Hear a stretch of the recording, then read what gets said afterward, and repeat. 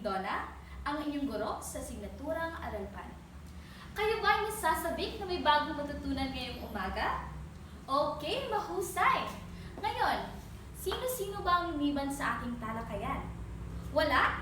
Magaling! So kahapon sa ating talakayan, ating pinag-usapan ang iba't ibang uri ng anyong tubig at anyong lupa. Magbigay nga kayo ng halimbawa ng anyong tubig. Sige nga. Dagat, tama. Ano pa? Ilog, mahusay. Ngayon naman, magbigay kayo ng iba't ibang uri ng anyong lupa. Mga burol, tama. Magaling. Ang mga iyon ay iba't ibang uri ng anyong lupa at anyong tubig na makikita sa iba't ibang bahagi ng Pilipinas. So ngayon mga bata, may papagawa ko sa inyo. Ang kailangan nyo lang ay hulaan kung ano ang nasa mga larawang ito. Okay, so sa unang larawan, ito ay mga tao, tama. Pangalawa, ito ay teritoryo o ang mas kilala bilang mapa ng Pilipinas. Pangatlo, ito ay ang pamahalaan, tama, o mas kilala bilang Malacanang Palace. At ang panghuli, ito ay ang may nakasulat na Republika ng Pilipinas o mas kilala bilang mga simbolo ng soberanya o ganap na kalayaan. Ayon sa larawang ipinakita ko kanina, ano sa tingin niyo ang ating tatalakayin? Okay mga bata, ngayon ating tatalakayin ang konsepto ng bansa. Kung bakit nga ba tinatawag na bansa ang isang lugar at kung anong mga elemento ang meron ito. Nasasabik na ba kayong malaman ng mga ito? Magaling! Alam niyo ba na ang bansa ay isang lugar o teritoryo na may naninirahang mga grupo ng tao na may magkakatulad na kulturang pinanggagalingan na kung saan makikita ang iisa o pare-parehong wika, pamana, relihiyon at lahi. Ngayon, ang isang bansa ay may tuturing na bansa kung ito ay binubuo ng 4 na elemento ng pagkabansa. Ang una ay ang tao, pamahalaan, teritoryo, at ganap na kalayaan o soberanya. Unang elemento ay ang tao. Ang tao ay tumutukoy sa grupong naninirahan sa loob ng isang teritoryo na bumubuo sa populasyon ng bansa. So tayo mga tao ay nakakatulong para sa pagbuo ng bansa. Magaling! Sunod na elemento ay ang teritoryo. Ang teritoryo ay tumutukoy sa lawak ng lupain at katubigan kasama ng himpapawid at kalawakan sa itaas nito. Ito rin ang tinitirhan ng mga tao na pinamumunuan ng pamahalaan. Ang teritoryo ay ang ating mga bahay, ganyan. Yan ang halimbawa ng teritoryo. Magaling. Sunod na elemento ay ang pamahalaan.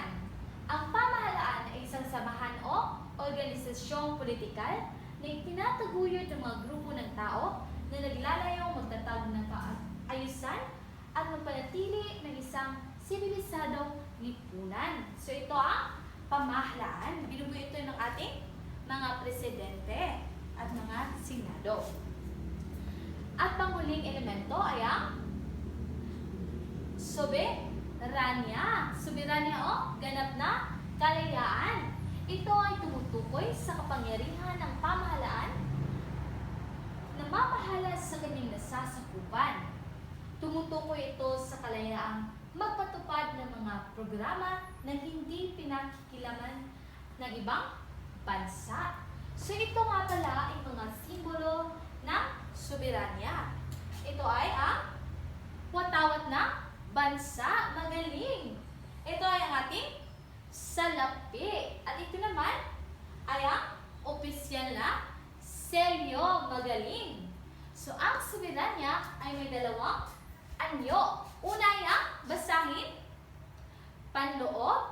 Ang panloob na soberanya ay ang pangangalaga ng sariling kalayaan. Magaling! At ang pangalawa ay ang panlabas. Ang soberanya ay ang pagkilala ng ibang bansa sa kalayaang ito. At ang apat na ito ay ang mga elemento ng ating bansa. Magaling, mahusay. Yun ang elemento ng bansa, mga bata. Tandaan ninyo na kung kulang ang elemento ng bansa, ay hindi ito matatawag na ganap na bansa. Dahil dapat kumpleto ang apat na elemento ng bansa. Ano nga ito? Una ay ang tao. Magaling. Pangalawa ay ang teritoryo. Pangatlo, pamahalaan. At pang-apat ay ang soberanya o ganap na kalayaan. Magaling. Palakpakan ninyo ang inyong mga sarili sa pakikinig ni teacher. Okay. So ngayon, pinaintindihan ba kayo sa ating diskusyon? Para sa ating paglalapad, buuin ang mga pinaghahalong letra at isulat ang tamang sagot sa inyong papel. Okay, so tapos na ba kayo sa ating talakayan ngayon? Magaling, mga bata! Ngayon, naunawaan niyo na ba kung gaano kahalaga ang konsepto ng bansa? Okay, magaling! Ano nga ulit ang apat na elemento ng bansa? Okay, una ay ang tao. Pangalawa, teritoryo. Magaling, mahusay.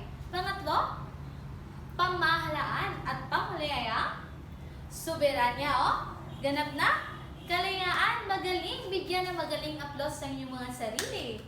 Mga bata, may naintindihan ba kayo sa ating talakayan ngayon?